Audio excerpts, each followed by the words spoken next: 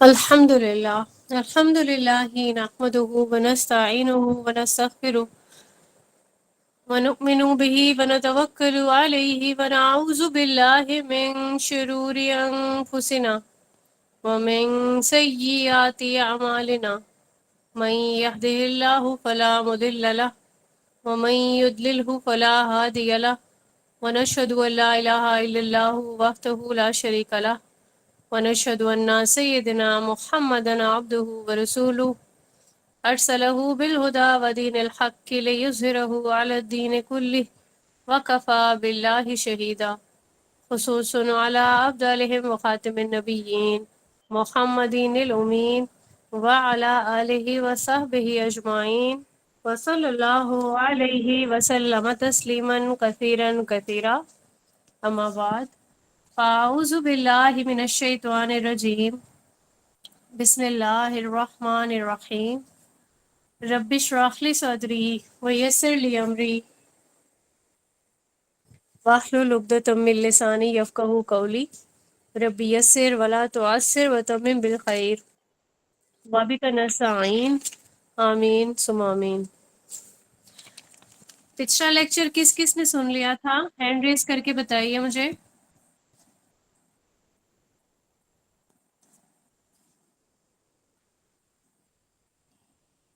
24 25 ٹھیک ہے. اسٹرینتھ ہمارے پاس 100 پلس ہے لیکن 24 25 اچھا ٹھیک ہے 30. اس حوالے سے کوئی بھی سوال؟ ماشاء اللہ اب جو ہے آپ کی تعداد زیادہ ہو رہی ہے جنہوں نے ہینڈ ریز کیا. بہت اچھی بات ہے کیونکہ جب بھی آپ کوئی لیکچر کوئی کورس کر رہے ہو نا تو ضروری ہوتا ہے کہ آپ نے سارے لیکچر سننے ہیں. کوئی اگر لیکچر آپ لائیو کلاس میں نہیں لے سکتے تو کوشش کیا کریں ریکارڈنگ آن کریں. اور آپ لوگوں کی سہولت کی وجہ سے ہی ہم نے یوٹیوب کا چینل جو ہے وہ اسٹارٹ کیا تھا تاکہ اسٹوڈنٹس جو ہے وہ ریکارڈنگ سننے کے لیے بڑا ان کے لیے ایزی ہو جائے. کہیں پہ بھی پاز کر لیا، فاسٹ فارورڈ کر دیا، ٹھیک ہے، بیک پہ چلے گئے اور جب مرضی آپ سن لیں آپ کے لیے آسانی ہو جائے، جو کہ MP3 میں اتنا آسان ہوتا نہیں ہے میرے اپنے مشاہدے کے مطابق یا ایکسپیرینس کے مطابق. اچھا چلے، کوئی بھی آپ کو پچھلے لیکچرز کے حوالے سے سوالات ہوں تو وہ آپ پوچھ سکتے ہیں. ہم نے پچھلے لیکچر میں تو نکاح کا طریقہ دیکھا تھا کہ کیسے جو ہے وہ نکاح کا خطبہ ہوتا ہے، قرآن کریم کی کون کون سی آیات لی جاتی ہیں، پھر ہم نے ان کو ویریفائی کیا. ہم نے حدیث دیکھی کہ واقعتاً رسول اللہ صلی اللہ علیہ وآلہ وسلم نے بھی ایسے ہی سکھایا ہے. تو الحمدللہ یہی طریقہ ہے اور یہ ہم سب کو معلوم ہونا چاہیے. حدیث سے یہی ثابت ہے. پھر اس کے بعد ہم نے دیکھا کہ پہلے تو نکاح جو ہے رجسٹرڈ obviously نہیں کروائے جاتے تھے، لیکن اب دور کیونکہ چینج ہو گیا اور اب ہمارا ایک پورا فیملی ٹری وہ اس میں کیا جاتا ہے، انٹر کیا جاتا ہے. نادرا میں، یونین کونسل میں یہ ساری انفارمیشن ہوتی ہے کہ کس فیملی میں کتنے لوگ ہیں، کس فیملی کا جو رشتہ ہے کس سے جڑا، اور وہاں پہ جو ہے اس کی ولدیت کی جگہ پہ پھر وہ دولہے کا نام آ جاتا ہے یا جو شوہر کہتے ہیں شوہر کا نام آ جاتا ہے. ٹھیک ہے، تو یہ سارا جو ریکارڈ ہے اس کو درج کروانا بھی اس کا ایک پارٹ ہے. ٹھیک ہے، اگر تو درج نہیں ہوگا تو کیا کیا نقصان ہو سکتا ہے، کوئی بتا سکتا ہے؟ اگر ہم نکاح کو رجسٹرڈ نہیں کرواتے تو کیا کیا نقصان ہو سکتے ہیں؟ آپ لوگ میسیجز میں رپلائی کریں مجھے.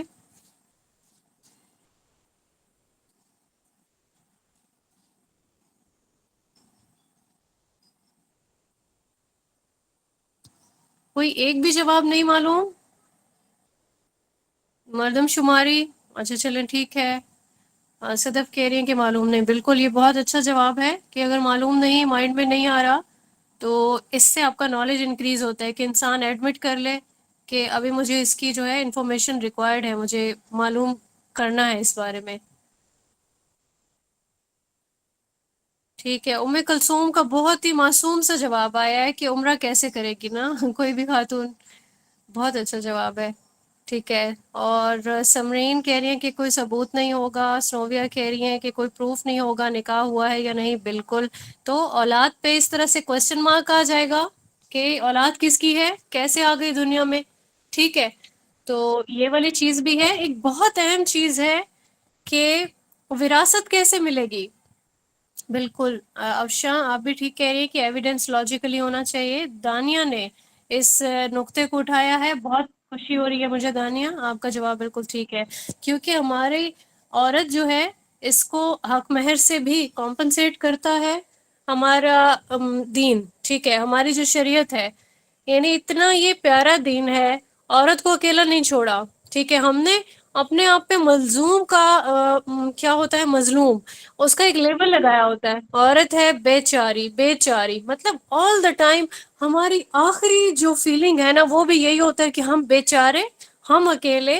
ٹھیک ہے، اللہ تعالیٰ نے نو ڈاؤٹ جو ہے پروٹیکشن میں رکھا ہے عورت کو. کبھی باپ کی پروٹیکشن میں ہے، کبھی بھائی کی پروٹیکشن میں ہے، کبھی اپنے شوہر کی پروٹیکشن میں ہے، لیکن یہ کوئی مظلومیت والا ایک لبادہ نہیں ہے. ٹھیک ہے، یہ تو اس کو بلکہ پروٹوکول دیا ہے نا ہمارے دین نے. ایسا پروٹوکول ہے جو جس کو وہ ہمیشہ انجوائے کرتی ہے. اگر اللہ نے بیٹا دے دیا تو جب تک زندہ ہے اس کے پاس پھر ایک اور پروٹیکشن ہے. ٹھیک ہے، تو یہ بہت بڑا جو ہے ایک یوں سمجھ لیں ہمارے دین نے ہمیں خیر والا ہمارے ساتھ معاملات کیے ہیں. اچھا، یہاں پہ جو ہے اس کو رجسٹر کرانے سے انسان جو ہے وہ بالکل جو ہے وہ اس میں آ جاتا ہے، ریکارڈ میں آ جاتا ہے کہ اب یہ ایک جو ہے خوبصورت بندھن میں بن چکی ہے یہ فیمیل، یہ اس کا شوہر ہے. اس کی آنے والی اولاد جو ہے اس کے حقوق کیا ہوں گے، یہ سب چیز ڈیسائیڈ کرتی ہے اس نکاح کو رجسٹر کروانے کے لیے. ٹھیک ہے، تو یہ جو رجسٹر کروانا ہے یہ بہت ضروری ہے. ٹھیک ہے، حق مہر ہم نے پڑھا، اس میں معجل غیر معجل کا جو بہت اچھا چیپٹر تھا وہ آپ نے اس کے بارے میں جان لیا. ٹھیک ہے، ولی کی شرائط ہے. اچھا، ایک میرے پاس اسٹوڈنٹ کا ایک سوال آیا تھا کہ ان کے سوال میں جو ہے نا وہ میں آپ لوگوں کے سامنے رکھنا چاہوں، کیونکہ مجھے ایسا لگتا ہے کہ شاید میں نے اس کو کمپلیٹ نہیں کیا کیونکہ وہ کنفیوز ہو گئی. ابھی ولی کے بارے میں ہم دیکھ رہے تھے کہ شریعت نے ایک درجہ بندی رکھی ہے. باپ ہے سب سے پہلے، ولایت اس کے پاس ہے، وہ ولی ہے، وہ پوری طریقے سے جو ہے وہ فیصلہ کر سکتا ہے اپنی بچی کے لیے. ٹھیک ہے، لیکن شریعت نے یہ چیز بھی کنفرم کرنا ضروری سمجھی ہے کہ باپ جو ہے یعنی کہ جو ولی ہے وہ آزاد ہو، وہ دین اسلام پہ ہو، وہ باشعور ہو. اب ہم شریعت کی اس جو ایک لاجک جو ہمیں دی گئی ہے کہ باپ کو ولی بننا ہے، ایسا نہ ہو کہ باپ کوئی مینٹلی جو ہے وہ سٹیبل نہیں ہے اور ہم کہیں نئی جی نئی شریعت نے ہمیں کہا کہ باپ ہی ولی بنے گا جب وہ مینٹلی سٹیبل نہیں ہے، اس کو شعور نہیں ہے، وہ بچی کے لیے خیر خواہ تو ثابت نہیں ہو سکتا نا. ٹھیک ہے، تو آٹومیٹیکلی اس کی جو ولایت ہے وہ بیٹے کی طرف چلی جائے گی، بیٹے کی طرف منتقل ہو جائے گی. اب بیٹا جو ہے وہ سرپرست ہے، وہ اس کے لیے اچھا فیصلہ کرے. لیکن اگر بیٹا یعنی کہ جو لڑکی کا بھائی ہے وہ اپنی عدالت میں وہ پروو ہو گیا کہ یہ بھائی اس کے لیے خیر خواہ نہیں ہو سکتا، وہ نشہ کرتا ہے یا وہ غلط سوسائٹی کا پارٹ ہے، ٹھیک ہے، تو یہ والا جو ولایت ہے یہ بھائی کی طرف نہیں ہوگی منتقل، بلکہ یہ چچا کی طرف منتقل ہو جائے گی. ٹھیک ہے، تو ایسا نہیں ہے کہ ہمارے دین میں کوئی بھی ایسی زبردستی جو ہے وہ کی جائے. اب یہاں پہ ایسا بھی ہوتا ہے کہ کبھی کبھار کوئی جو لڑکی ہے اس کی مدر کے لیے اس کی کوئی سیپریشن ہو گئی اپنے شوہر سے، اور وہ بچے جو ہے ان سے وہ لاتعلق ہو گئے. کون لوگ؟ لڑکی کے جو گھر والے ہیں، یعنی اس کے چچا، اس کے دادا دادی یا کوئی بھی جو بھی رشتے ہیں وہ لاتعلق ہو گئے. انہوں نے پھر پیچھے اس کی کوئی بھی سرپرستی والا کوئی کام نہیں کیا، بلکہ ماں جو ہے وہ چلی گئی اپنے میکے. ٹھیک ہے، اب کیا ہوگا اگر بھائی بالغ نہ ہو تو چھوٹے بھائی کا بھی تذکرہ آتا ہے. بھائی چھوٹا ہے یا بڑا ہے، اب چھوٹے سے مراد ایسا نہیں ہونا چاہیے کہ اتنا چھوٹا ہے کہ وہ خیر خواہی والا فیصلہ نہ کر سکے. ٹھیک ہے، آج کل تو 12-15 سال کے بچے کافی میچور ہوتے ہیں، لیکن پھر وہی بات ہے کہ جس خاندان میں وہ رہتے ہیں اس کے اثرات بھی ہوتے ہوں گے نا. ٹھیک ہے، جیسے کہ ہم دیکھتے ہیں تجارتی ماحول میں بہت چھوٹے بچے نا وہ تجارت میں لگ جاتے ہیں. جیسے 10 سال کا بھی بچہ ہے تجارت میں لگ جائے گا، اپنے وہ معاملات دیکھے گا، پیسوں کا حساب کر سکتا ہے. اگر ہم اپنی فیملی کے بچوں کو دیکھیں تو وہ 15 سال کے ہو کے بھی ان کو نہ پیسوں کا حساب آتا ہے، نہ وہ کوئی باہر خرید و فروخت کرنے جائیں تو کوئی اچھا والا فیصلہ کر سکتے ہیں. ٹھیک ہے، تو ماحول کو بھی دیکھا جاتا ہے اس معاملے میں. تو جہاں پہ چھوٹا بھائی ہے، لڑکی سے چھوٹا ہے لیکن بالغ ہے یا باشعور ہے، وہ فیصلہ کر سکتا ہے. لیکن اتنا چھوٹا ہے کہ وہ اپنے بھی اچھے برے کی جو ہے وہ تفریق نہیں کر سکتا، تو پھر وہ ولی بننے کے لیے بھی کوالیفائی تو نہیں کرے گا نا. ٹھیک ہے، تو یہ چیز دیکھنی ہوتی ہے. اچھا، اس کے بعد جو ابھی میں تذکرہ کر رہی تھی کہ کچھ بچوں کا پورا جو براٹ اپ کا ان کی سرپرستی کا جو ذمہ ہوتا ہے وہ ان کے ماموں لے لیتے ہیں، ٹھیک ہے؟ تو ایسا ہو جاتا ہے کہ اگر کوئی وہاں سے اپنا ہاتھ سر پر رکھنے کے لیے نہیں ہے تدیال میں سے، ٹھیک ہے، تو یہاں پہ ننیال میں سے کوئی ماموں کوئی بڑا جو ہے وہ سرپرستی لے سکتا ہے، وہ ولایت والے کالم میں وہ بھی آ سکتا ہے، ٹھیک ہے؟ تو یہ ڈیپینڈ کرتا ہے سچویشنز پر، ٹھیک ہے؟ لیکن اگر تو وہ فیملی پورے اپنے حقوق پورے کر رہی ہے، چچا ہیں یعنی کہ کوئی اگر تو باپ موجود نہیں ہے یا باپ کا،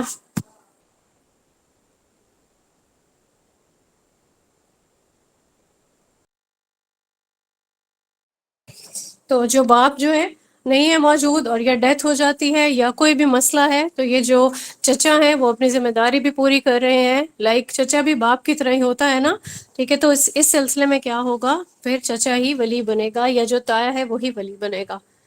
یہ والا معاملہ سب لوگوں کو کلیئر ہے؟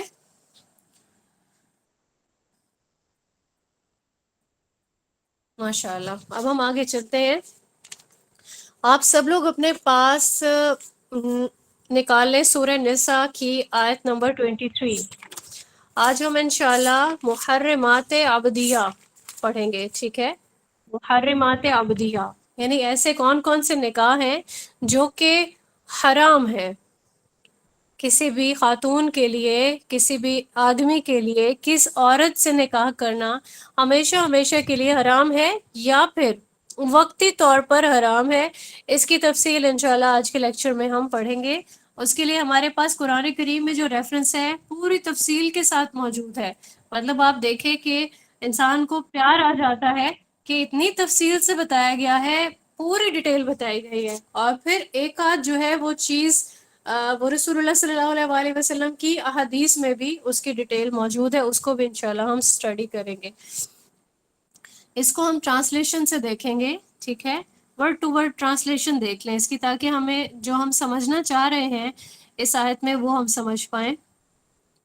حرمت حرام کی گئی، علیکم تم پر، امہاتکم تمہاری مائیں، و بناتکم اور تمہاری بیٹیاں، ٹھیک ہے؟ یہ ہم سب کے لیے بالکل ایک لاجیکل سی بات ہے، سب کو پتہ ہے کہ مائیں، ماں سے کوئی بھی نکاح نہیں کر سکتا، ٹھیک ہے؟ پھر بیٹیوں کا تذکرہ آ گیا، وَأَخَوَاتُكُمْ اور تمہاری بہنیں۔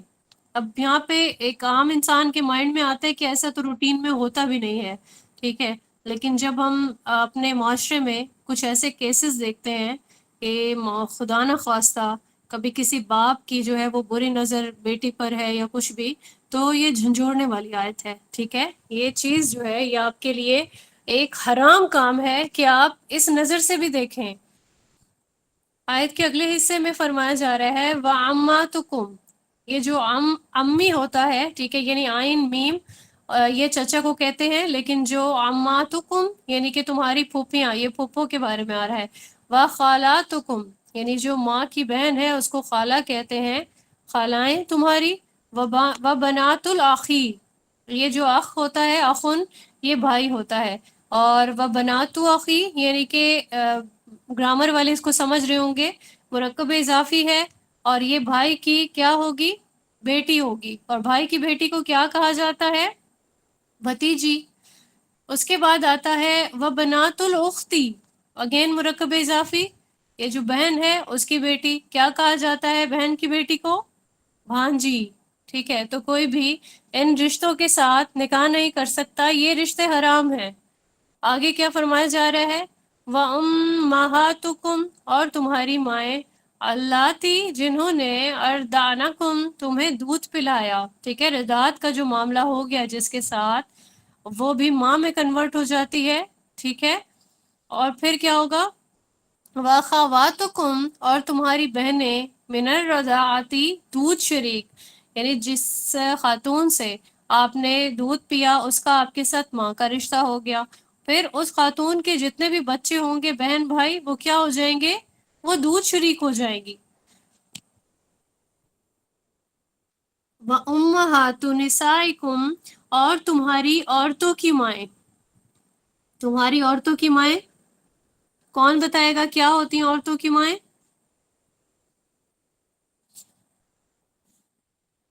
بالکل، ماشاء اللہ، ٹھیک ہے، ساس کو کہتے ہیں، جس کو ہم ساس کہہ رہے ہوتے ہیں، تمہاری بیوی کی جو ماں ہے وہ.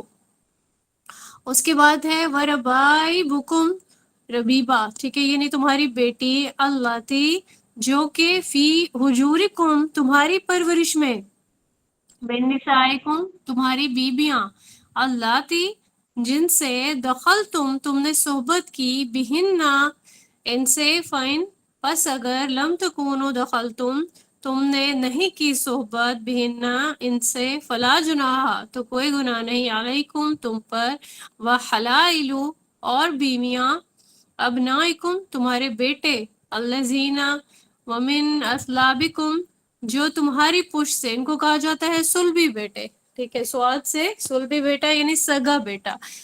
اور پھر اس کے بعد فرمایا جا رہا ہے وان تجمعو، اور یہ کہ تم جمع کرو، بین الاختینی دو بہنوں کو، دو بہنیں، ایک بہن بیوی اور دوسری کیا کہلاتی ہے، جس کو کہا جاتا ہے سالی، ٹھیک ہے، بالکل ماشاء اللہ.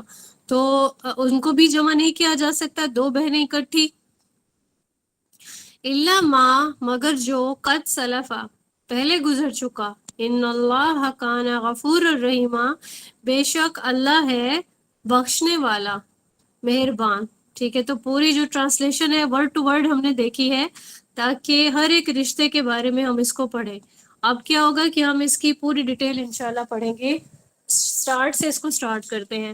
آیت میں سب سے پہلے جو آتا ہے امہات کا تذکرہ آتا ہے، جو کہ ہماری جسے ہم ماں کہتے ہیں، ٹھیک ہے، ماں اب جو حقیقی ہے یا پھر سوتیلی ہے تب بھی، کیونکہ وہ باپ کی بیوی ہے، ٹھیک ہے، باپ کی جو دوسری بیوی ہے وہ بھی ماں ہوتی ہے. تو یہاں پہ یہ چیز منع کر دی گئی کہ جو ماں کی کیٹیگری میں جو بھی آ رہی ہے، ٹھیک ہے، خاتون، اس کے ساتھ آپ نکاح نہیں کر سکتے.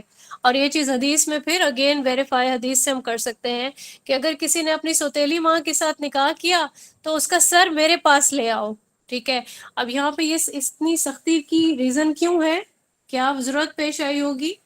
کیونکہ جب زمانہ جاہلیت میں یہی ہوتا تھا نا کہ اگر تو باپ کی ڈیتھ ہو گئی، اب جو سب سے بڑا بیٹا ہے وہ جائیداد کی تاکہ تقسیم کہیں ہو نہ جائے، آگے نہ چلی جائے اس خاتون کے ذریعے سے، کیونکہ اگر اس نے کہیں اور نکاح کر لیا تو اپنا حصہ لے کے یہ چلتی بنے گی اور پھر جو ہے ہمیں جائیداد سے محروم ہونا پڑے گا.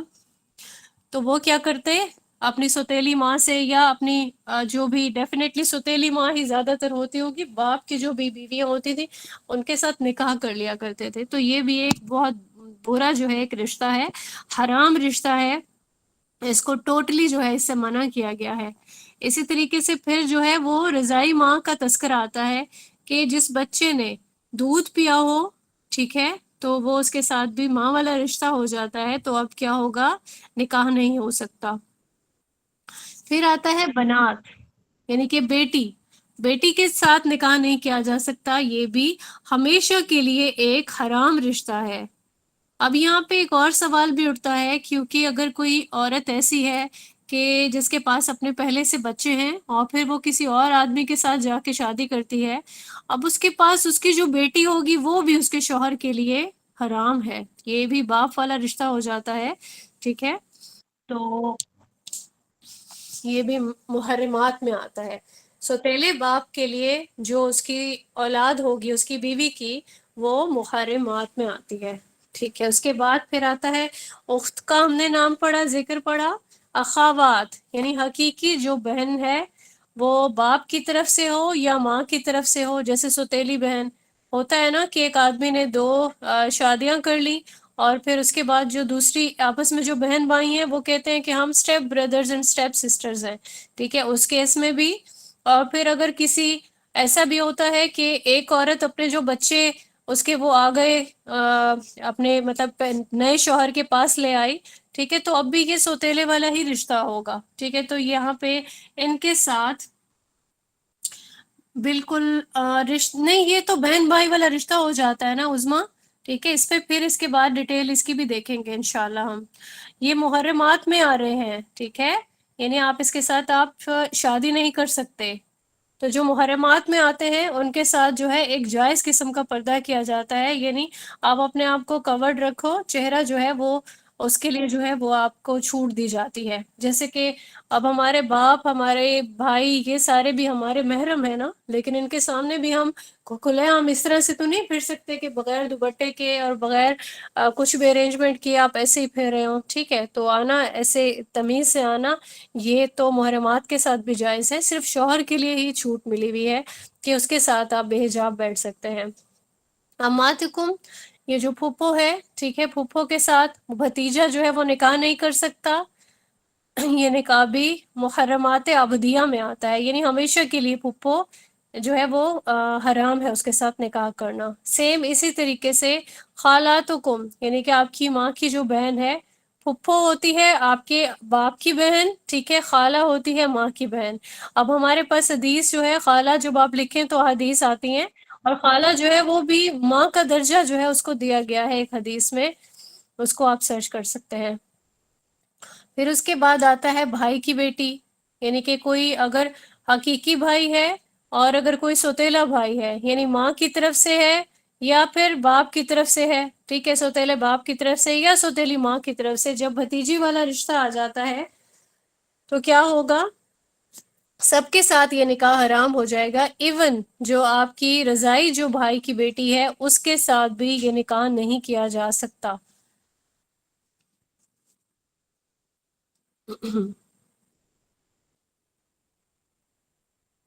بالکل رابعہ، یہ تو بالکل جب وہ ہو جاتا ہے نا، کزنس کے بیچ میں بھی رشتہ نہیں قائم ہو سکتا. پھر اگر کوئی اس طرح سے رضاعت کا معاملہ قائم ہو جاتا ہے تو پھر نہیں ہوگا. ٹھیک ہے،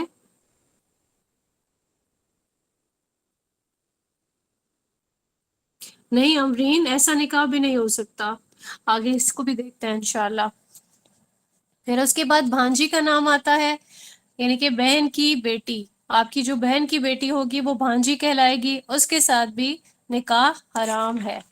ٹھیک ہے، اور پھر اس کے بعد جو تذکرہ کیا گیا ہے ساسوں کا، یعنی آپ کی بیوی کی یا بیویوں کی جو مائیں ہیں، آپ کی بیوی کی ماں، آپ کی ساس یا آپ کی ایک سے زیادہ بیویاں ہیں، ان سب کی مائیں.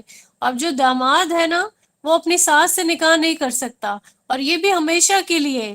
ایسا نہیں ہے کہ بیوی وفات پا جائے یا بیوی کو طلاق ہو جائے اور پھر اس کی ماں سے کے ساتھ نکاح کر لیا جائے، نہیں، ایسا نہیں ہو سکتا. ٹھیک ہے، اور یہ جو ربیبہ ہے، ربیبہ ہوتی ہے تمہاری گود میں پرورش پانے والی بچی. اب کیونکہ اس نے تمہاری گود میں پرورش پائی، ٹھیک ہے، اسے پالا پوسا، اور یہ موسٹلی یہ ہوتا ہے کہ بیوی کے پہلے شوہر سے ہوتی ہے، ٹھیک ہے، زیادہ تر یہی ہوتا ہے، تو اس کے ساتھ بھی یہ والا نکاح جو ہے وہ نہیں کیا جا سکتا، اس کے ساتھ بھی یہ رشتہ حرام ہے. پھر سسر کا جو ہے وہ تذکرہ ہے، یعنی بہو اور سسر، ان کا آپس میں نکاح نہیں ہو سکتا. اب یہاں پہ یہ چیز ہے کہ یہ ابدیہ میں آتا ہے، تو اگر تو کسی جو بہو ہے اور وہ اس کے شوہر کا انتقال بھی ہو جاتا ہے، تب بھی وہ اپنے سسر سے شادی نہیں کر سکتی. ٹھیک ہے، اور یہ دونوں کے لیے، حقیقی بیٹے کے لیے ہے یہ، اور یہ جو جس کو صلبی بیٹا ہم نے پڑھا ہے، ٹھیک ہے، ان کے لیے یہ والا رشتہ جو ہے وہ ٹوٹلی یہ نہیں کیا جا سکتا، حرام ہے. پھر اس کے بعد آتا ہے بیوی کی بہن سے نکاح. اب یہ رشتہ جو ہے یہ ابدی میں نہیں آتا، یعنی یہ رشتہ ایسا ہے کہ اگر تو ایک بہن جو ہے، یعنی ایک بیوی، اس کی ڈیتھ ہو جاتی ہے، جس کو ہم کہتے ہیں سالی، بیوی کی بہن سالی ہوتی ہے نا. اب اگر ڈیتھ ہو جاتی ہے تو پھر سالی کے ساتھ نکاح ہو جائے گا. ٹھیک ہے، تو اس لیے کہا جاتا ہے کہ یہ وقتی ایک محرمات وقتیہ ان میں آتا ہے. ٹھیک ہے.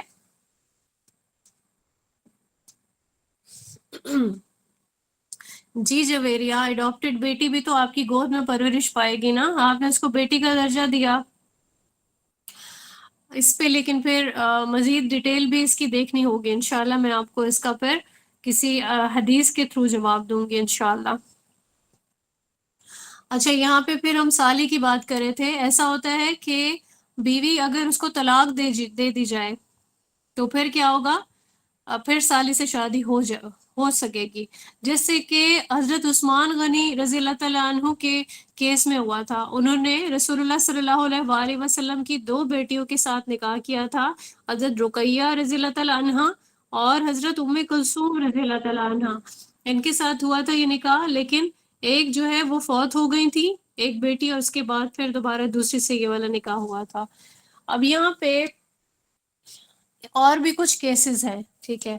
اچھا ایک چیز اسی آیت کو کھولیں اور یہاں پہ اس کو ہم نے کبھی بھی جو ہے مس انڈرسٹینڈ نہیں کرنا. اب جیسے یہاں پہ لکھا ہوا ہے نا کہ تم پر کوئی مواخذہ نہیں ہے ان بیٹوں کی بیویاں جو تم سے نہیں، ابھی جو بات ہو رہی تھی کہ جو گزر چکا، ٹھیک ہے، یعنی جو پہلے ہو گیا سو ہو گیا، اللہ بخشنے والا اور رحم کرنے والا ہے. یعنی اس سے کبھی بھی کوئی یہ مراد نہیں لے سکتا کہ کبھی اس نے کوئی بھی ایسے حرام رشتے کے ساتھ شادی کر لی یا نکاح میں لے آیا، ٹھیک ہے، کوئی بھی شخص، اور اس کو بعد میں پتہ چل جاتا ہے کہ یہ تو ہماری شریعت میں یہ چیز تو منع ہے، ٹھیک ہے، اب کیا ہوگا؟ اب اس کو اس نکاح کو اسے ختم کرنا ہوگا. ٹھیک ہے. یعنی کسی آدمی نے ایک دو بہنیں تھیں، ان کو اکٹھے نکاح میں جمع کر لیا، یعنی اس کے ساتھ بھی کر لیا، دوسری بہن کے ساتھ بھی کر لیا، اور پھر وہ یہ سمجھ رہا ہے اس آیت کی ٹرانسلیشن پڑھنے کے بعد کہ اللہ تعالیٰ بخشنے والا ہے، اب جو ہو گیا سو ہو گیا. بالکل ایسا نہیں ہوگا. وہ پہلے شرعی معاملات پر جو ہے وہ عمل کرے گا، ایک کو نکاح میں رکھے گا. ٹھیک ہے. تو یہ چیز ہمارے لیے آیت کی ہم نے پوری ڈیٹیل جو ہے وہ دیکھ لی ہے ورڈ ٹو ورڈ. اب ہم دیکھتے ہیں کہ احادیث میں بھی کچھ چیزیں بتائی گئی ہیں. اب اس میں آتا ہے کہ وہ عورت جو پہلے سے کسی کے نکاح میں ہے، ٹھیک ہے، وہ بھی نکاح پر نکاح نہیں کر سکتی. اس کے لیے بھی نکاح جو ہے کسی کے ساتھ کرنا حرام ہے جب تک وہ اپنے پہلے شوہر سے اپنا تعلق ختم نہ کر لے. بخاری کی ایک حدیث ہے 2140، اس میں بتایا جا رہا ہے کہ کسی کی بیع کے اوپر تجارت نہ کرو، یعنی تجارت کے اوپر تجارت نہ کرو، اور کسی کے نکاح کے اوپر بھی نکاح نہ کرو. یہ شرعی طور پر یہ چیز جائز نہیں ہے. تجارت کے اوپر تجارت کرنا، اب کیونکہ حدیث آ گئی تو اس پہ بھی ایک نظر ڈال لیتے ہیں. اس سے کیا ہوگا کہ کوئی اگر تجارت کر رہا ہے اور وہ اپنی جو ہے وہ بات چیت ابھی کر رہا ہے کہ میں اتنا اس پہ جو ہے آپ کو اتنے میں یہ چیز بیچوں گا، یہ میرا منافع ہے، یا کوئی بھی ابھی اپنی ڈیل کر رہا ہے، لیکن کوئی اور آتا ہے اور اس کی ڈیل خراب کر دیتا ہے کہ اچھا یہ آپ کو اتنے میں دے رہا ہے، میں تو اس سے کم میں دے سکتا ہوں، ٹھیک ہے، تو یہ مجھ سے لے لو. تو یہ چیز ہماری شریعت نے پسند نہیں کی ہے، اس کو جائز قرار نہیں دیا. پہلے آپ ان دونوں کو ڈیل کر لینے دو، اگر ان کا آپس میں سودا بن جاتا ہے تو ٹھیک ہے، ٹھیک ہے. تو یہاں پہ ہمارے ہاں تو اس چیز کو بالکل ہی کنسیڈر نہیں کیا جاتا. ہمیں جب بھی کبھی کوئی تجارت یا کوئی ان معاملات میں اگر ہم پڑھیں تو ہمیں لازماً اس کا جو علم ہے وہ ہونا چاہیے، تاکہ ہم کوئی بھی غیر شرعی کام کر کے اپنے تجارت کو فروغ نہیں دیتے پھریں. یہ بھی ایک بہت بڑا ایک چیپٹر ہے تجارت والا، جو کہ کافی ٹف بھی ہے. اللہ تعالیٰ ہم سب کو یہ سب کچھ جاننے کی توفیق عنایت فرمائیں. آمین ثم آمین. لیکن مردوں کے لیے بہت ضروری ہے، جو خاص طور پر جو بھی بزنس کا کام کر رہے ہوتے ہیں، ٹھیک ہے، ان کے لیے بہت ضروری ہے. ہاں بالکل حمیرہ، ایسا ہی ہوتا ہے. منڈی میں تو عام طور پر ہو رہا ہوتا ہے کہ آپ کوئی جانور ایون لینے کے لیے جاؤ تو یہی ہو رہا ہوتا ہے، حالانکہ یہ چیز جو ہے یہ جائز نہیں ہے شرعی طور پر. اچھا اس کے بعد ایک سوال پیدا ہوتا ہے جو لونڈیوں کی جو بات ہے. اب یہاں پہ جب یہ حدیث سنائی تھی رسول اللہ صلی اللہ علیہ وآلہ وسلم نے، تو صحابہ کرام اس بات پہ بڑے پریشان ہوئے.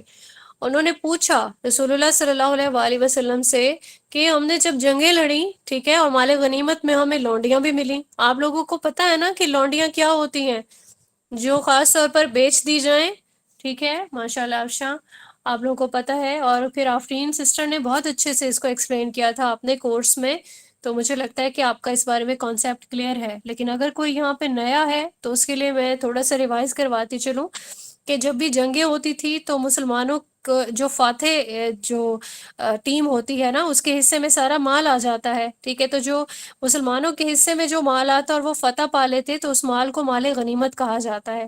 قرآن کریم میں اس کی پوری جو ڈسٹریبیوشن ہے اور اس کے جو احکامات ہیں وہ بیان کیے گئے ہیں. اس میں ان کی جو خواتین ہیں نا کفار کی یا مشرکین کی، یہ بھی لڑنے آتی تھی، ٹھیک ہے. تو ان کو کیونکہ پھر یہ مال غنیمت میں شمار کر دی جاتی ہیں، ان کو نہ تو قتل کیا جاتا ہے، ٹھیک ہے، تو ان کو لونڈیاں بنا دیا جاتا ہے اور یہ بھی تقسیم ہو جاتی.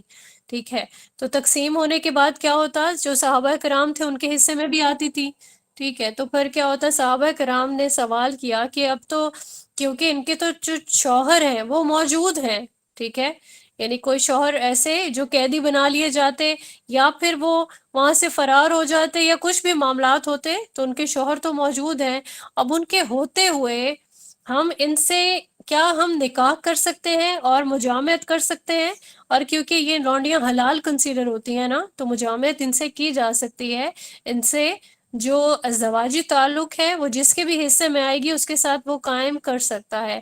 اور پھر کیا ہوا، اللہ تعالیٰ نے اس چیز کو بالکل کلیئر کرنے کے لیے سورہ نساء کی آیت نمبر 24 اتاری، ٹھیک ہے، اس کو بھی آپ پڑھ لیں، سورہ نساء آیت نمبر 24، یہ 5ویں پارے کی پہلی آیت ہے، ٹھیک ہے، یہاں پہ کیا فرمایا جا رہا ہے، والمحصنات، خامد والی عورتیں، من النساء الا ما ملکت، مگر جو مالک ہو جائیں، ٹھیک ہے، جس کے مالک ہو جائیں، ایمانکم، تمہارے دہنے ہاتھ، یعنی دہنے ہاتھ اب آپ کے حصے میں آ گئی، تو پھر کیا ہے، کتاب اللہ، اللہ کا حکم ہے، علیکم، تم پر، وحلہ، اور حلال کی گئیں، لکم، تمہارے لیے، ما وراء، سوائے، ذالکم، ان کے، ان تبتغوا باموالکم، کہ تم اپنے مالوں سے، تم اگر چاہو محسنینا، قید میں لانے کو، غیرہ، نہ، مسافہینا، یعنی ہوس رانے کو۔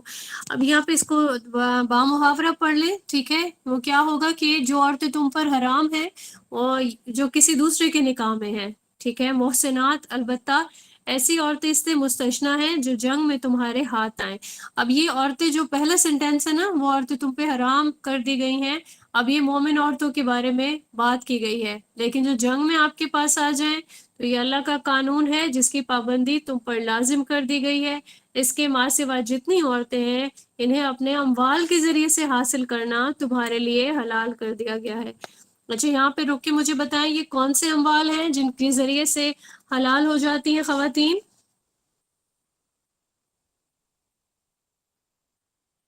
جی فرحانہ، بہنوئی سے پردہ ہوگا، بہنوئی تو آپ کے لیے محرم میں نہیں آتا نا؟ جی رضوانہ، ماشاء اللہ، نکاح میں جو مہر دیا جاتا ہے، حق مہر، اس سے یہ مراد ہے۔ اچھا، پھر اگلے آیت کے اگلے حصے میں چلتے ہیں، کہ بشرطے کے حصار نکاح میں ان کو محفوظ کرو، نہ کہ یہ کہ آزاد شہوت رانی کرنے لگو، پھر جو ازدواجی زندگی کا لطف تم ان سے اٹھاؤ، اس کے بدلے ان کے مہر بطور فرض ادا کرو، البتہ مہر کی قرارداد ہو جانے کے بعد آپس میں رضامندی سے تمہارے درمیان اگر کوئی سمجھوتا ہو جائے تو اس میں کوئی حرج نہیں، اللہ حلیم اور دانا ہے۔ یعنی اگر کوئی عورت خود سے معاف کرنا چاہے کہ میں حق مہر آپ کو معاف کرتی ہوں یا میں نہیں لینا چاہتی یا جو بھی معاملات ہیں، اگر تو یہ آپس میں انڈرسٹینڈنگ سے ہو جائے تو ٹھیک، ورنہ کوئی اگر پریشر سے آپ کو آپ کا حق مہر معاف کروانے کے لیے بات کرے تو اس کے لیے یہ چیز جائز نہیں ہے۔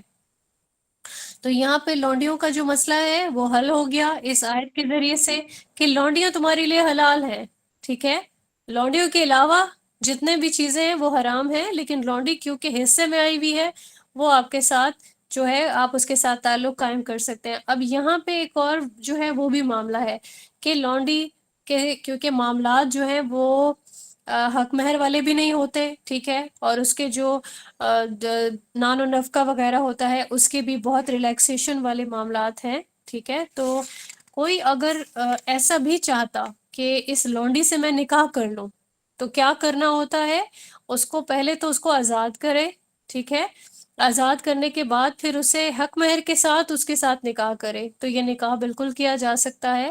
لیکن اگر کوئی یہ چاہتا ہے کہ میں اپنی لونڈی کو آزاد کر دوں، ٹھیک ہے، اور پھر وہ کسی اور کے ساتھ وہ نکاح کر لے، ایک جو مضبوط بندھن ہے اس میں بن جائے، ٹھیک ہے، اور ایک حلال رشتے میں چلی جائے، حالانکہ لونڈی بھی ایک حلال رشتہ ہے، قرآن کریم میں اس کا تذکرہ آ گیا، لیکن اگر کوئی آزاد کرنا چاہتا ہے اپنی لونڈی کو تو پھر وہ کیا کرے گا، اس کی ایک عدت ہے، وہ ہے ایک حیض، اور وہ کس لیے، تاکہ کوئی جو بچہ وغیرہ پریگنینسی کا جو کوئی چانس ہے وہ پتہ چل جائے کہ ہے یا نہیں، ٹھیک ہے، اس کو کہتے ہیں استبراء رحم، ایک حیض کے بعد وہ کسی کے ساتھ بھی نکاح کر سکتی ہے۔ क्लियर है यहाँ तक?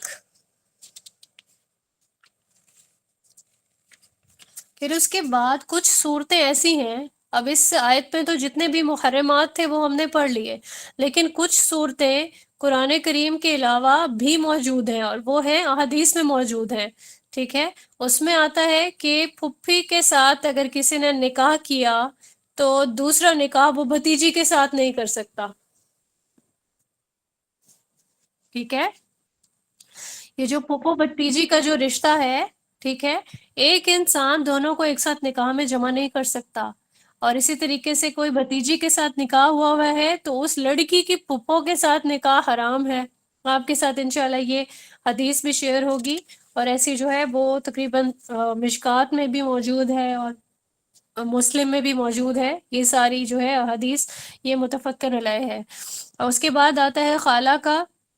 अगर तो किसी ने खाला यानी कोई औरत है और वो किसी भी लड़की की खाला है, ठीक है, उसके साथ एक औरत के साथ निकाह हो गया, अब उसकी जो भांजी है उसके साथ निकाह हराम है।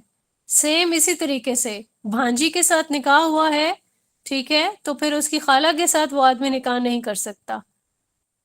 क्लियर है ये? किस किस को क्लियर हो गया?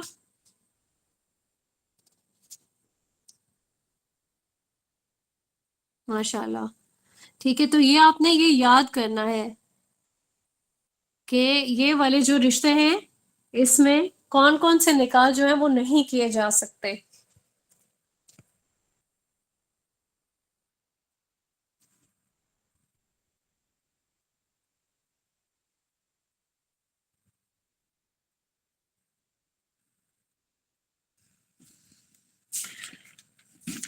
अच्छा, एक मुझे एक और चीज़ भी मैं साथ में एड्रेस करना चाहूँगी कि कभी ऐसा भी होता है, ये जो निकाह पे निकाह वाला मामला है, ठीक है, इसी को ही आगे रिलेट करने के लिए ऐसा हो जाता है कि कभी किसी का शौहर जो है वो गायब हो जाता है, यानी अचानक पता चलता है कि शौहर गायब है, ठीक है, और फिर पूछा जाए किसी से, तफ्तीश कराई जाए तो नहीं मिलता। अब वो ना तो मुर्दा में शुमार है ना ही वो जिंदा में शुमार है। अब औरत के लिए बड़ा ये सवाल है कि अब वो क्या करे। और अक्सर देखा जाता है कि घर वाले क्या करते हैं कि शौहर गायब हो गया, अब इसका दूसरा निकाह करवा दे क्योंकि हो सकता है वो उसकी डेथ हो गई हो। तो मुझे कोई बताएगा इसके बारे में? किसी को नॉलेज है क्या करना होता है शरीयत में, इसके लिए क्या हुक्म है? और जो बिल्कुल अफशा इमरान, माशाल्लाह, बहुत अच्छा लगा मुझे आपका जवाब, क्योंकि ये भी जवाब एक्यूरेट है। सैयदा सलमा, सब्र तो करना है लेकिन कितने अरसे तक? क्या पूरी जिंदगी? उज़्मा कह रही है 1 साल। 1 साल नहीं है, 10 साल वेट नहीं भाई, जिंदगी गुजर जाएगी ऐसे तो। हाँ जी साजिदा, 4 साल तक, ठीक है, 4 साल तक औरत को इंतजार करना चाहिए। ठीक है, और फिर उसके बाद प्रोसीजर है, ऐसे भी होता है ना। अच्छा, यहाँ पे एक और काम भी किया जाता है, शौहर अगर मुल्क से बाहर है, मामलात मियाँ बीवी के खराब हो गए, ठीक है, बातचीत आपस में बंद हो गई, वो कोई खर्चा नहीं भेज रहा, या उसने तो दूसरी शादी कर ली, यहाँ पे बीवी अकेली बैठी हुई है, ठीक है, और उसके घर वालों को भी बर्दाश्त कर रही है, जो कि बिल्कुल इखलाकी तौर पर गलत है। ठीक है, पे क्या होता है, घर वाले क्या करते हैं, वो खुद ही तंग आके वो कहते हैं कि शौहर नहीं है तो बस वो आ ही नहीं रहा, समझो आपके लिए वो मर गया, अब आप कहीं और निकाह कर लें, तो ये निकाह भी हराम है। ठीक है, ऐसा निकाह नहीं किया जा सकता। तो प्रॉपर प्रोसीजर यही है कि औरत खुला ले सकती है, ठीक है, ये 4 साल का वक्त वो नहीं गुजार सकती, इंतजार नहीं कर सकती, वो पहले ही खुला का केस दायर कर सकती है, खुला ले ले, और उसके बाद वो जो डॉक्यूमेंट जो है अदालत की तरफ से जाएगा, 3 नोटिस जाएंगे, शौहर साइन करेगा उस पर, और फिर जो है ये अदालत के जरिए से ये वाला रिश्ता खत्म हो जाएगा, औरत नया निकाह कर सकती है। ठीक है, वरना ये जो हाकिम वक्त वाला एक सिलसिला है, 4 साल उसने वेट किया, फिर उसके बाद वो इस चीज़ का इंदराज करवाएगी, और फिर भी यही होगा कि खुला के जरिए से इस निकाह को ख़त्म किया जाएगा। ठीक है, और ये अदालत ही इस चीज़ का फैसला कर देती है, और फिर वो औरत जो है आज़ाद होती है, अब वो नया निकाह कर सकती है। जी बिल्कुल, आप लोगों के सही जवाब आ रहे हैं। आज की क्लास से रेलेवेंट कोई सवाल है आपके माइंड में तो कर सकते हैं।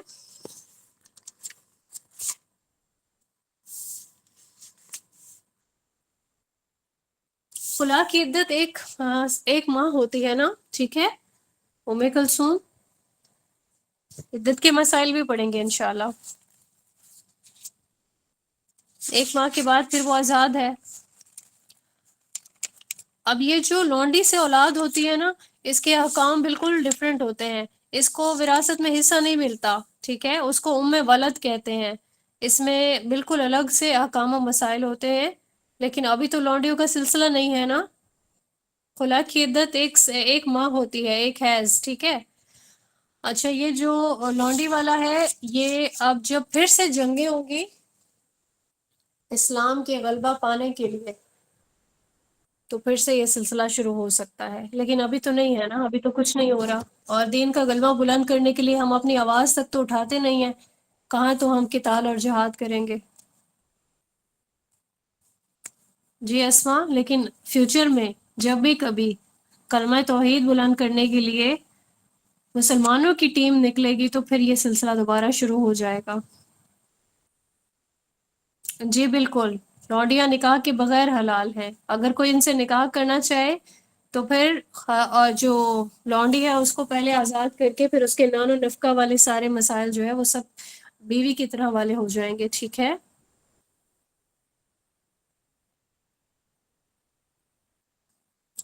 اب کوئی اگر خلا کا نوٹس بھیجنا چاہتی ہے اور اس کو پتا ہے کہ وہ خود سے ہی کانٹیکٹ نہیں کر رہا، تو پھر تو وہ کسی کو کانٹیکٹ مطلب بھیجے گی نا.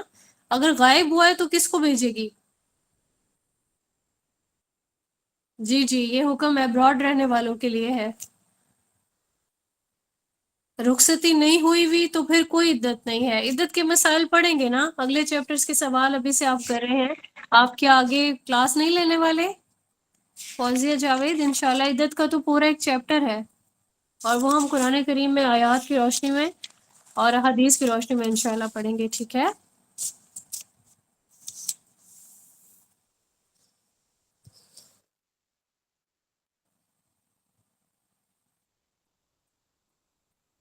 نہیں، ایسے نہیں ہوتی طلاق کہ کوئی عورت ناراض ہو کے بیٹھی ہے 2 سال 3 سال کیا پوری عمر بھی بیٹھی رہے تو طلاق ایسے نہیں ہوگی. اس سے جب بھی طلاق ہوگی پھر وہ پراپر عدت جو ہے گزارے گی، اور پھر اس کا جو ہے یہ نکاح ختم ہوگا. فوزیہ بالکل اگلی کلاسز لیں تاکہ سارا کانسیپٹ کلیئر ہو انشاءاللہ، ٹھیک ہے.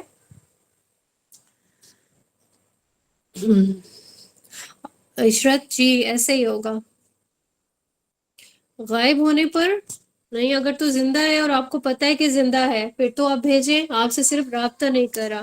غائب ہونے والی جو ہے وہ 4 سال تک کا ایک عرصہ ہے. دیکھیں یہ جو باہر شوہر جاتا ہے نا، ایسے اپنی مرضی سے نہیں جا سکتا. پہلے تو بیویاں شوہر کو منائیں کہ ہم دال کھائیں گے، ساگ کھائیں گے، لیکن ہمارے ساتھ رہیں. بہت بہترین ہو جائے گا یہ، ٹھیک ہے. تو کوئی مسئلہ نہیں. بچے جو ہے وہ تھوڑے کم لیول کے سکولز میں بھی پڑھے نا، بہت اچھے اچھے بن جاتے ہیں، بہت اچھے انسان بن سکتے ہیں، تربیت اچھی کر سکتا ہے انسان غربت میں بھی، ٹھیک ہے. تو باہر بھیجنا پرسنلی مجھے تو بالکل نہیں پسند. عورتیں ایسے ہی سیکریفائز کرتی ہیں، اور پھر باہر رہنے والا بیچارہ اکیلا تنہائی کاٹتا ہے. اور جو یہاں پہ رہنے والے ہیں وہ پھر کیا کرتے ہیں، وہ عیاشی کرتے ہیں. ان کو اتنی عادت ہو جاتی ہے کہ ان کو رشتے کا کوئی پاس نہیں رہتا. اس کے پیسے سے بہت پیار ہوتا ہے، ایون اس کے آنے پہ ڈسٹرب ہوتے ہیں کہ کہیں وہاں سے سب کچھ چھوڑ چھاڑ کے آ نہ جائے اور ہماری عیاشیاں ختم نہ ہو جائے. یہ بہت ہی برا ایک سسٹم ہے، بہت برا کلچر ہے، ٹھیک ہے. تو مجھے ایسے لگتا ہے کہ کبھی بھی خاتون جو ہے اس کو کوشش کرنی چاہیے کہ آپس میں جو ہے ہم لوگ اچھے سے گزارا کر لیں. ابھی آپ کو ایک جو مثال سنائی جاتی ہے وہ میں آپ کے سامنے بھی رکھ دیتی ہوں. وہ یہ کہ ایک ایک بہت نالائق سمجھ لیں بچہ تھا، یا اس کی کوئی توجہ نہیں تھی، ٹھیک ہے. ایک ایسا اسٹوڈنٹ تھا. اب اس پہ بہت زیادہ محنت کی ٹیچرز نے، بہت محنت کی، بہت محنت کی. اب کیا ہوا کہ وہ بالکل ہی کسی طرح سے بھی وہ بچہ جو ہے وہ کلاس کو نہیں کر سکا، کور نہیں کر سکا، وہ تعلیمی معیار پہ پورا نہیں اترا. تو بہرحال اس کی مدر کو بلایا گیا کہ آپ آئیں اور اپنے بچے کو لے جائیں یہاں سے، اس کا سرٹیفکیٹ حاضر ہے، ہم اس کو نہیں پڑھا سکتے کیونکہ ہر طرح کی محنت بھی اس پہ اثر نہیں کر رہی. ٹھیک ہے، ابھی جب گھر پہنچا بچہ، والدہ سے پوچھا کہ آپ کو کیوں بلایا گیا تھا، تو والدہ نے بہت پیار سے اس بچے کو سمجھایا کہ تم لوگ، تمہارا جو لیول ہے ذہانت کا، اور اتنے تم انٹیلیجنٹ ہو کہ اسکول والوں نے سوری کر لیا ہے کہ ہم آپ کے بچے کو بالکل بھی ہینڈل نہیں کر سکتے، یہ اس قدر ذہین ہے کہ ہمارا اسکول اس کے معیار پہ پورا نہیں اتر رہا، تو اب سے آنورڈ میں خود آپ کی کوچنگ کروں گی، میں آپ کو پڑھاؤں گی۔ جی بالکل، آمنہ سمرو دانی آپ صحیح پہنچے ہیں، اور دیکھیں کہ یہ بچہ کتنا اس نے مقام جو ہے وہ بنایا۔ تو یہ چیز ضروری نہیں ہوتی کہ کس اسکول میں بچے نے پڑھا، آپ اپنی طرف سے بہت اچھی کوشش کر رہے ہوتے ہیں نا کہ بڑے برانڈ والے اچھے اسکول میں، جو چینز کا ٹاپ لیول کا اسکول ہو، لیکن بچے وہاں سے کیا نکلتے ہیں، کیا بن کے نکلتے ہیں، بالکل ایک بہت بڑا سائنٹسٹ بن گیا تھا، ایڈیسن کی بات کر رہی ہوں میں۔ ٹھیک ہے، تو یہ چیز جو ہے وہ نارمل ہے، اپنے بچے کو کبھی اس طرح سے جج نہیں کیا جا سکتا نا۔ تو ہم یہی، ہمارے پاس ایک خواتین کے پاس ٹول ہوتا ہے کہ نہیں ہمارے بچے اچھے اسکول میں کیسے پڑھیں گے، ٹھیک ہے، تو نہیں پڑھیں گے تب بھی وہ اچھے انسان بن سکتے ہیں، ان کے لیے کوئی یہ چیز ضروری نہیں ہے کہ بہت بڑے اسکول میں جانا ہے۔ بچے کا اخلاق کیسا ہے، بچے کی تربیت کیسی ہے، بچہ اپنی روزمرہ کی زندگی میں کیسا ہے، اس کی ہر ایک چیز جو ہے وہ اس کی تربیت پہ ڈیپینڈ کرتی ہے، تو یہ چیز ضروری نہیں ہے۔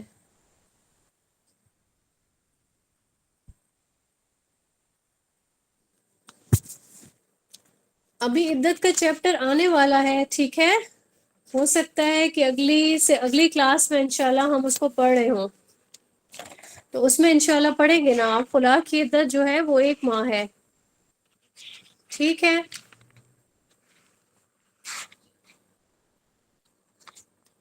او ہو فوزیہ، یہ تو بہت زیادہ بری بات ہے، اسی کی بات کر رہی ہوں نا کہ پہلے اس نکاح کو ختم کرنا چاہیے تھا، ٹھیک ہے، یعنی اس چیز کو پہلے رجسٹر کروانا چاہیے تھا، ٹھیک ہے۔